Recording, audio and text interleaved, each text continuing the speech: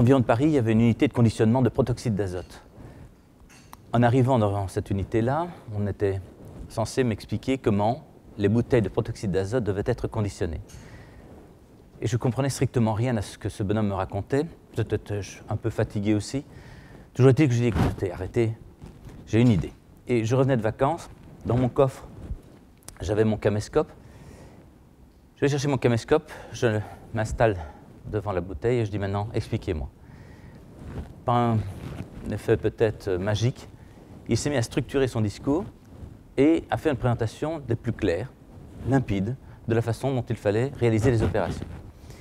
Une fois ces éléments terminés, j'ai dit merci, j'ai arrêté l'enregistrement, j'ai pris le petit film, la petite cassette, et je dis voilà votre procédure. Il m'a dit bon, ça va servir de base à l'écriture de la procédure. Je dis non, c'est votre procédure. Mais non, il me faut un document papier. C'est écrit nulle part. Vous n'êtes pas obligé d'avoir un document papier pour établir les instructions respectées pour remplir les bouteilles de protoxyde d'azote. C'était bien avant, regardez la date, 1998, pour ceux qui connaissent la norme ISO 9001, l'édition 2000 et 2008. Donc, on était encore sur base des éditions premières. Et donc, il était complètement stupéfait de cette idée-là. Et le directeur qualité de l'époque, M. Renard, dit « Vous êtes sérieux, M. Compère ?» Je dis « Oui.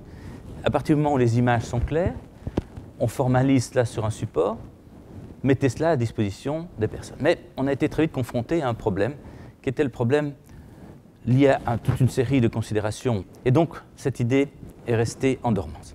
Nous avons développé d'autres activités dans le développement personnel. On s'est intéressé à la nature humaine, à son monde de fonctionnement, et en particulier aux neurosciences. Et les neurosciences sont venues apporter quelque chose d'assez intéressant, c'est la notion de neurones miroirs. Est-ce que vous connaissez les neurones miroirs? Vous avez déjà entendu parler des neurones miroirs? Non.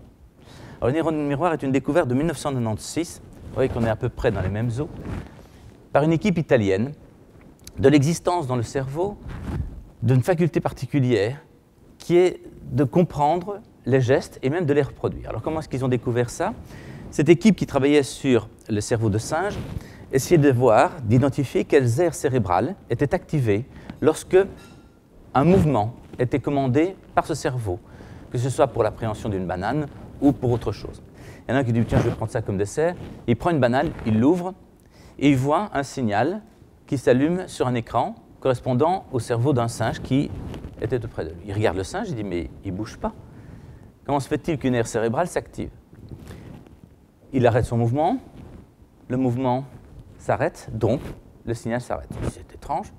Il se met à manger, une autre aire cérébrale se met à s'activer. Et le singe continue à le regarder, ne faisait aucun mouvement. Et c'est comme ça que les neurones miroirs ont été identifiés. Dans le domaine des neurosciences, on considère que c'est une découverte majeure, fondamentale.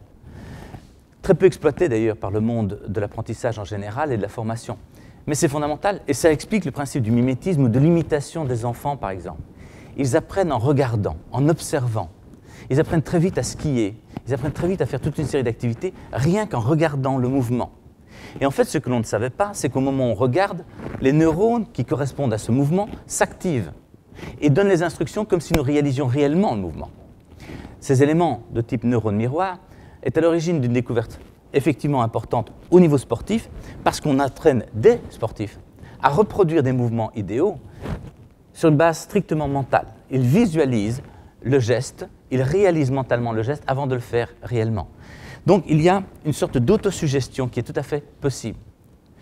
Le meilleur apprentissage est donc dans notre développement de notre approche de l'accompagnement individuel, nous sommes intéressés très fort au compagnonnage. Et le compagnonnage, finalement, c'est une technique d'éducation professionnelle qui a pour objectif d'amener des apprentis à devenir un jour des compagnons, voire des maîtres. Or, dans le compagnonnage, la première étape, c'est regarde, touche à rien, observe.